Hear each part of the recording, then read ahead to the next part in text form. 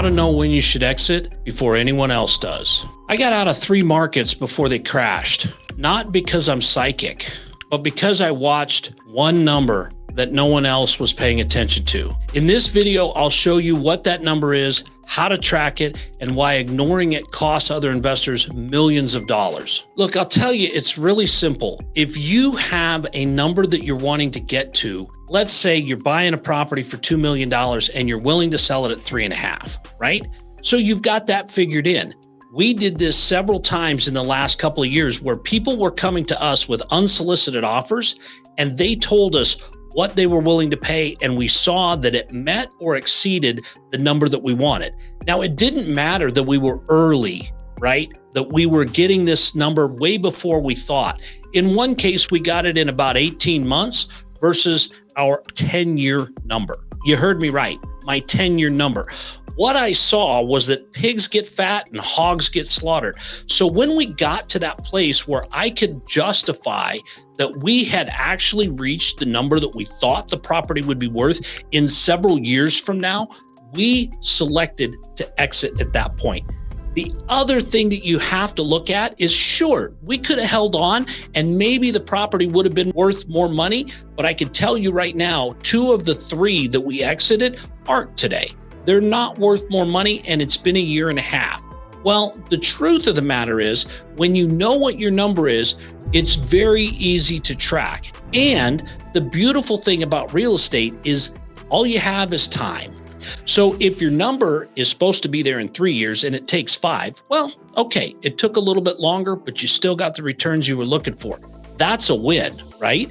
And if you're getting there early, you know when to get out as well. And these numbers have to be calculated based on normal practices. Look, if you're in a market of multifamily and you're hoping to get 3% a year and you get 7% this year, that's fantastic. You can chalk that up to being lucky. If you get 1.5, okay, you're still in the game. Even if you go slightly backwards, you're still in the game because you've got cash flow to cover those deficiencies. You've hopefully got reserves, and you're not going to miss out on future profits. I've had deals that I've exited really quickly for the returns we wanted. And I've had deals that I've had to wait a little bit longer, but I still get those returns. And that's the biggest metrics. So if you've applied a normal number to it and you've looked at statistics and you've looked at the facts and you've seen what that means, then you get there and you get out. It's like Warren Buffett. Look, this guy never sells stuff, but I know in his mind, he's got a number that is a big number. And when he gets there, he sells. Look at what he sold last year. He sold some Bank of America stock that he bought back in the 2008 crash. The guy made 9x on his money. Now, it took him 10 years, right? 12 years, but 9x. Well, the stock's gone up since then. It's trending better, but it doesn't mean that he wasn't ready to get out because he hit his number and it's time to go. Don't look at what you could have had down the road. Look at what you know. Want to know how I track risk before it even hits the news? Download the Passive Investor Playbook. Inside, you'll get training on my personal checklist, how I evaluate a market shift, and the exact steps I take to protect capital early. Get it free at the link below, but be quick because we only give away 50 free copies. So there's a lot of things that you can look at as far as markets overheating. We saw this during COVID. Everybody was waiving contingencies, $50,000 over ask on single family homes. I saw people in the multifamily world that were dropping $1 million hard earnest money day one to get the property under contract, and they were waiving all of the inspection contingencies. This is a very, very clear sign that if you're having to get into a bidding war, the market is overheated. I'm not opposed to doing a call for offers where they put the property out, they put all the numbers out, everything is there, and they're asking you to submit offers.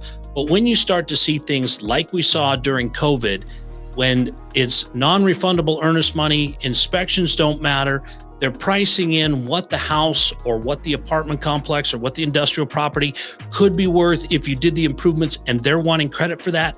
You're starting to see some really clear signs that the market is overheating. And at some point, somebody's going to be the last guy in, and you definitely don't want that to be you. What investors want to keep looking at is you want to get into a market at a reasonable entry point. There's some investors that want to ride the wave, but you got to know when it's time to exit, and you got to know how to handle that. Here's another thing that really lets people know what's going on in a market when it starts to get super red hot. It's when brokers are sitting there pricing in everything under the sun, and they're telling you how great it can be, and it's all factoring into the price that you're going to pay. Look, you can't overpay for property. Now, given enough reserves and runway, you can get your way out of that, but likely it's going to be a very, very painful journey. So you want to make sure that you look at where you're going to get in. Is the timing going to allow you the time to get your improvement plan on the property off the ground? Are you going to be able to make it happen? Are the numbers there? And are you going to know when it's time to exit? Because you should have that nailed down before you get in and know where you're going to go with this, so you know how to handle it. Being in the real estate world, everything is topsy-turvy and things change all the time.